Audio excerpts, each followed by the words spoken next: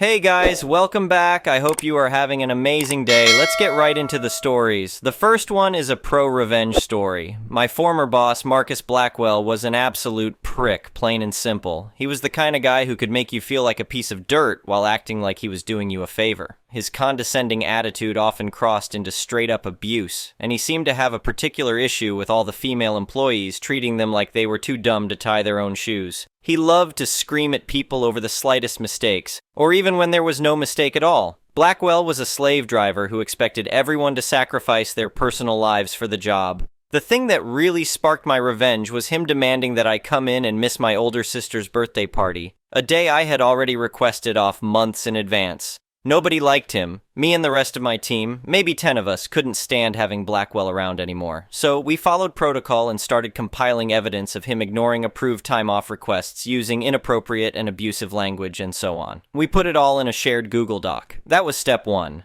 Step 2 was getting a nice, juicy incident to cap it all off. We needed Blackwell to blow his top in a major way, so we set a trap. The youngest girl on the team, Emily, bless her heart, volunteered to be the bait. She intentionally made an obvious rookie mistake on some paperwork, something guaranteed to set Blackwell off, and the idiot took the bait hook, line, and sinker. See, he loved to publicly dress people down to set an example and rule through fear, as he put it. This gave the rest of us the perfect chance to film his meltdown from our desks and add that clip to the evidence folder. Here's where it gets good. Our company had this absolutely ancient email system that let any employee send a message to every single person across all departments as long as you had the right department and manager names. And hilariously, they just handed out all that info to us workers, so some clever soul could blast out whatever they wanted to the whole company, all the way up to the CEO. One morning at 10 a.m., prime time for people being at their desks, we created a burner email account and sent that Google folder far and wide with the subject line, Marcus Blackwell Vital Info, Branch Department. It took a little while to hit every division, but we got it out there. Naturally, Blackwell got the email too, and you could practically hear his office explode as people all over started calling to ask what the hell was going on. HR did a quick investigation into the allegations against Blackwell and took severe disciplinary action. From what I heard, he wasn't outright fired, but he resigned shortly after. About a month later, Blackwell was gone, replaced by a new manager who was an a-hole too, just not as bad. Whenever I think about the look on Blackwell's face through that whole crap show, it helps me sleep at night. Dialogue additions. Emily, I need you to make a dumb mistake on these TPS reports, I said in a hushed tone.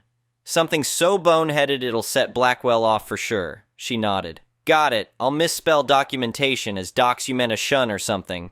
Later, as Blackwell raged, veins bulging on his forehead, he screamed, How many times do I have to go over this? It's documentation, not dox you. Aw, forget it. You're an idiot, Emily. The next one is an entitled people story. I've lived in my house for over 10 years now and never had any issues with my neighbors. Everyone pretty much kept to themselves, but we're still friendly in passing. That all changed when the house next door to me was sold. The new owner was a guy named Steve who seemed nice enough at first. He came by to introduce himself and we chatted for a bit. Seemed like a normal guy in his 40s who worked in construction. Little did I know the headaches he was about to cause me. It started small at first. I'd notice his big beat-up truck parked halfway in front of my driveway. Annoying for sure, but no big deal. I just asked him to move it and he did. Then he started leaving it there overnight, which meant I had to bang on his door at 6 a.m. when I left for work. He'd stumble out half asleep and move it while scowling at me like it was my fault. After a few days of this, I kindly asked him if he could please not block my driveway at night. Well, that must have set something off because the very next night he moved his truck and parked it completely in front of my driveway. I was stunned. Was he really doing this on purpose now? I knocked loudly on his door and he took forever to answer. When he finally did, I told him he needed to move his truck immediately. He got a smug look on his face. Fine, if that's how he wanted to play it. I took pictures of his truck blocking my driveway and called the city to file a complaint. A few days later, I got a letter saying they spoke to him about it and that blocking driveways was against city ordinance. Ha! Victory was mine, or so I thought. The very next morning, I opened my door to find his big truck parked horizontally across the bottom portion of my driveway. He had carefully positioned it so the back tires were just shy of the property line. Tricky bastard. Since it wasn't fully blocking my driveway, the city said it wasn't against code for him to park there. I was furious. Steve continued this little game for weeks. He would park his truck in different spots that just infringed on my driveway enough to be a nuisance, but not enough to warrant another citation. By now, tensions were high between us. We had screaming arguments over it frequently, especially when I had to be somewhere and needed him to move his damn truck. One time, I didn't notice he had parked it at an angle until I tried backing out and heard a nasty scraping sound. His rear bumper had dented and scraped up my garage door. When I confronted him, Steve said if I had damage that it was my own fault. He point blank refused to pay for the repairs, and things nearly got physical that day. I'd had enough. I wasn't going to play his stupid games any longer. After consulting with a lawyer friend, I decided to erect a fence on the property line at the edge of my driveway. This would make it impossible for him to continue blocking me. The look on Steve's face as the fence post went up was priceless. He came storming over, red-faced and screaming at us to stop. My lawyer buddy cut him off and informed Steve he was well within his rights to put up a fence on his own property. Steve got right up in my face and threatened to tear the fence down if I blocked his parking spots. I held my cool and told him to go right ahead. Not only would he be destroying my property, but he'd also be violating the restraining order I was having my lawyer file against him. Well, unfortunately, my fence only solved half the problem. Now Steve took to parking his ominous, noisy work trucks along the street at all hours. He'd leave them idling just to torment me. Again, not technically illegal, but a definite nuisance. The final straw came when I woke up to backup alarms and grinding metal outside my house at 3 a.m. There was Steve, fully dressed, having some work done on his box truck while it was parked in front of my bedroom window. I called the police to report the noise violation. By the time they came, he had finished his little revenge project, but the cops gave him a warning about doing automotive work with loud tools at night. As they were leaving, I overheard one say to Steve, "Seems like you two have some issues to work out." Issues to work out? That ship had sailed long ago. It was time to let the court settle this mess once and for all. I filed a lawsuit against Steve for harassment, property damage, and emotional distress. My lawyer and I gathered up all the photos, police reports, and other documentation of Steve's ongoing parking antics. We presented a rock-solid case of him maliciously blocking access to my own driveway. When asked why he did it, Steve muttered something about me disrespecting him but couldn't give any actual reason. The judge was not impressed by his excuses. He ruled in my favor, saying Steve was clearly harassing me and needed to cease immediately. He was ordered to pay to repair my garage door and also to permanently remove any obstruction that blocked any part of my driveway. Sweet justice. I gladly paid the fence company extra to come back out the same day the ruling was made. Steve stood there slack-jawed and fuming as they installed heavy-duty posts right along the edge of the driveway. A nice big fence gate even went up to block the remaining few feet he used to park in. My driveway was finally free and clear.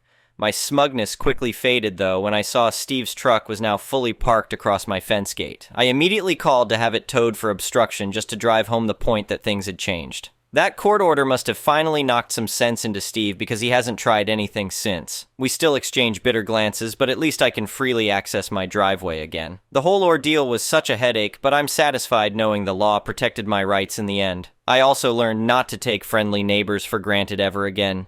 You just never know when one will turn into an entitled jerk. The next one is a petty revenge story. This was back in 2016, and I'd started going out with a really good-looking girl who was a bit younger than me. We were at a restaurant bar once, waiting for a table and having cocktails. I ordered a gin and tonic, and I must admit it looked a bit over the top. Bartender dude wanted to impress and put a lot of fancy things in the drink. You know, like the floating little flower, some pink peppercorns. New girlfriend says, "Are you really gonna drink that? It looks very gay for a man." I hate homophobes and was kinda shocked, and I know I should have just broken up with her right there, but she looked so good, I thought I could teach her a lesson. She went to the toilet and I told the bartender, "Man, I'm gonna order something real simple, but you gotta fancy it the duck up to make it look as rainbowy as possible." So when she got back from the toilet, I ordered a screwdriver, and bartender dude properly delivered. He gave me a screwdriver with a ducking peacock and half a rainforest coming out of it. New girlfriend wasn't impressed. So next day I ordered a bunch of mini cocktail umbrellas online, and I always kept a few in my pocket whenever I'd go out with her. Shot of Jägermeister? I managed to stick an umbrella there. Bottle of beer, mini umbrella in it. I put so many mini umbrellas in all sorts of non-umbrella friendly drinks. I must still have some photos somewhere. She always looked kinda embarrassed about me drinking those. I ended up breaking up with her a few months later. I met her back in January, and she's now deeply religious, and I think I dodged a bullet there. The next one is a malicious compliance story. Been working at this job for some years when I got a new manager. A month or so into her working there, she came into my office and told me I wasn't allowed to work overtime anymore, and if I have any issues, we can discuss it. The way she said it sounded like she was expecting this to really hurt me. I sent an email to confirm the conversation we had, and her response basically said, "Correct, no more time theft." I didn't really like that accusation. I usually stayed a little late by 30 minutes at most to finish up projects. A lot of projects come in last minute, and other managers were thankful for my help, so I quit staying to finish projects and wouldn't start a new one if there wasn't enough time. No real issues, but some projects started falling through the cracks. I let the other managers know. My manager told me no more overtime and I'm just following orders. Fast forward barely a month later. As I'm leaving for the day, she rushes to me asking if I can work on, you guessed it, a last-minute project. It's potentially worth millions. I explained how I've got plans and I'm not about to be a thief. Next day was too quiet. In the afternoon, I get a request to have a meeting with my manager and HR. Usually you get a written complaint beforehand, so I'm still a little off guard. I could at least be a little prepared. At the meeting, my manager reads off grievances like it's an intervention. She frames it like I have antisocial behavioral issues, insubordinate, and I don't go the extra mile. If you let her keep going, I wouldn't be surprised if I was somehow to blame for the company not reaching its goals. When she finally finished, she had to have started writing that the night before and into the next day. I asked if it's okay if I had my say. I pointed out a lot was just her opinion, and I'm overall well-liked. I always do exactly what she says. However, my manager likes to constantly move projects around while I'm working on them, and I'm not allowed overtime. She denies ever saying this, so I forward the email to HR. My manager then starts backtracking. She didn't mean it permanently.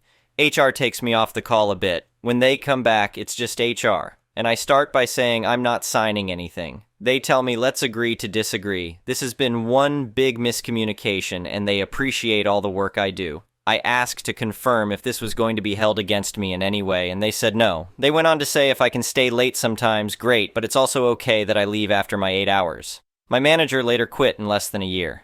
The next one is an entitled people story. I told him that his serial cheating made me suffer from post-infidelity stress disorder. We broke up because he'd been visiting SX workers but stayed friends and co-run our project. I wanted his apology to help myself heal. Instead, he called me a drama queen and my panic attacks overreactions, told work partners that I'm crazy, then blocked me on all chat platforms. Of course, he also blamed me for killing his SX drive, forcing him to get help from other women. I need help getting over this pain. Ironically, on the day he confessed that he'd been visiting SX workers, I ended up comforting him, trying to minimize his guilt because I didn't want to hurt him. I kept reassuring him that he's still a good person who's just suffering from ASD, bipolar, and SX addiction. After our breakup, I saved him from his suicide attempt due to his family crisis, looked after him at his place when he was depressed, and gave his parents emotional support like I used to. He said he could never find another girl like me, not wanting to cause another suicidal attempt. I stayed silent about the post-infidelity triggers and ruminations I faced daily. Fast forward to now. His devaluation of me began last month during his manic episode. After making reckless business decisions and burning bridges with our partners, he apologized to teammates, saying I gave him stress which caused his meltdown. Blame shifting. That was my last straw. Why, out of everyone on earth, did you choose to hurt me again? Unlike my usual self, I demanded his apology, which ignited his fury. He gave me the most heartless revenge ever, by inviting his former SX partner to our work event. I made it clear when we decided to continue our work after the breakup that I didn't want anyone whom he slept with involved in our project, given his promiscuity had already affected me. My PTSD symptoms were triggered immediately. Rumination, anxiety, and nightmares. I know I will break down if I see her. At that time, I still wanted to give him the benefit of the doubt. Had he known how serious my PTSD was, he would not have invited her to our event. So I texted him to explain my PTSD symptoms from his infidelity and begged him not to invite the girl. And then next is what I described in my first paragraph. The next one is an entitled parent story. On my mom's birthday, and we ate at a very nice restaurant. My family, friends, and my girlfriend all sat together at a round table. My dad's favorite topics are how I, the oldest son, used to get in trouble. To be fair, quite a few of the stories he tells are very funny. One in particular, however, always rubs me the wrong way, as it's the only story he doesn't tell in full. He gets his laughs. It ticks me off. My girlfriend noticed I'm upset, and when we're on the way home, she asked why. I didn't expect it bring back some emotions I didn't know I still had. All throughout my school years, I was physically punished, whipped, and publicly humiliated. Dad didn't like the term beating because he didn't hit me with a closed fist or leave me bloody, but no matter what new name he gave it, it felt like a beating. To this day, I think I deserved almost every beating, because I was, some would say that I still am, a troublemaker. However, there was one time that was especially bad that I don't think I deserved. When I was in elementary school, I did something really bad. I called my teacher a witch. Was almost home free too, but she eavesdropped on me talking with my friend on the way to the bus. Of course, as an adult, I now know it was wrong, and I was just lashing out to lash out. She did nothing wrong and was a sweet teacher, even if she was rude and gave me an F for not showing my work even though I was right. Teacher reasonably calls my dad, who is upset with me. This time, however, was really bad because he just had his own bad day. He took out his belt like he normally does and whipped my butt blue and a little bloody. Worst whipping of my life. He made me write a letter to my teacher, and I thought that'd be it. But then it got worse. I couldn't sit down. For 3 classes, I was unable to sit in my chair, and if I did, I'd cry. It hurt too much. My third teacher, the teacher I called a witch, saw that I was in pain, asked why I couldn't sit down, and I told her that it's because my dad whipped me. During lunch, one of my teachers took me to the front office to meet with these 2 guys I've never seen before. My first 3 teachers were also there, as well as the principal. They took me to this back room and asked me a lot of questions. I told them honestly what happened and how often I get whipped, which was often because I like to talk back at my parents. They had me pull down my pants a bit, and I still to this day remember someone in the room gasping. They took pictures and said it was going to be okay. I didn't tell my parents because I was scared about being whipped again. The next night, CPS came to my house, threatened to take me and my siblings. Dad and Mom assured them that everything was okay and that it wouldn't happen again. A lapse, I believe, is what was said. Dad blamed me for weeks about how embarrassed he was. Couldn't look at me. It soon became a dig at me, he'd say from time to time, and evolved to a funny story about how I almost got taken by CPS. Gets quite a bit of laughs, and he tells it often. Troublemaking son over-exaggerated a butt whipping. Some good did come from it, though. He never whipped me or my siblings that hard again. It got to the point that he'd just ground us and take our doors off their hinges instead of hitting. Youngest 2 siblings never even got to see his belt unless he was showing it off as the only way to keep me in check. Reality is that it didn't actually work, and I continued to cause trouble up until I graduated. My GF is utterly upset now that she has the context. Says I need to tell him off, which I would if I were a bit more younger. Obviously, I still care, but I just don't have the same fight in me like I used to. I just make sure the right people know the real story. I'm still upset about it all, which is why I'm posting this. Feels good airing out this stuff. The next one is an entitled parent story. Me, 16F, and my mother, 47F, haven't ever had the best relationship. We get along. I talk to her if I have to, but otherwise I really don't think she likes me at all. I have almost no memory of my childhood, so I can't be certain of how my mother treated me then. But as long as I can remember, from about 10 years old, I'm now 16, I've had the feeling that she despises me. First of all, I don't remember her ever talking to me in a loving, caring, or overall nice, normal voice. It's always been annoyance and frustration in her voice even when seeing me. Especially ever since I've been diagnosed with depression. I was diagnosed at 13. She doesn't really care or believe anything I say about how fatigued I am or how bad my mental health at the time is. She also never has said anything nice to or about me. It's always complaints and subtle insults blaming me for whatever she feels like. She dumps our money struggles at my face, and yeah, it's good to know after all I am 16, but I feel guilty asking for shampoo because she gets mad every time I need anything. I've studied psychology a few years and in my free time, but obviously I'm not a psychologist or anywhere near that. However, I've noticed that I have absolutely no faith in myself and no self-respect. I've always been beaten down over the smallest mistakes, and now I'm absolutely petrified to do anything in case I make a mistake. I've gone so far that I have to constantly remind myself to write I in capital, because I believe I'm not worthy of a capital letter. I don't know if I'm dramatic or is she manipulative, but anytime someone else is in her presence, she'll be oh so lovely and chit-chat away, but as soon as no one's hearing, she's yelling at me or sighing her displeasure. Because of this, my friends have never seen her act like that, so they don't believe me at all and say that I should talk to her or just not be so sensitive. And yes, I've tried talking to her, but she turns it against me as my fault, and I'm just too tired to argue back and forth. In the future, I'm hoping to move in with my boyfriend, the absolute light of my life, and possibly cutting her out or talking to her only when necessary. Please help, I feel like an ass. The next one is an entitled parent's story. I just want to vent.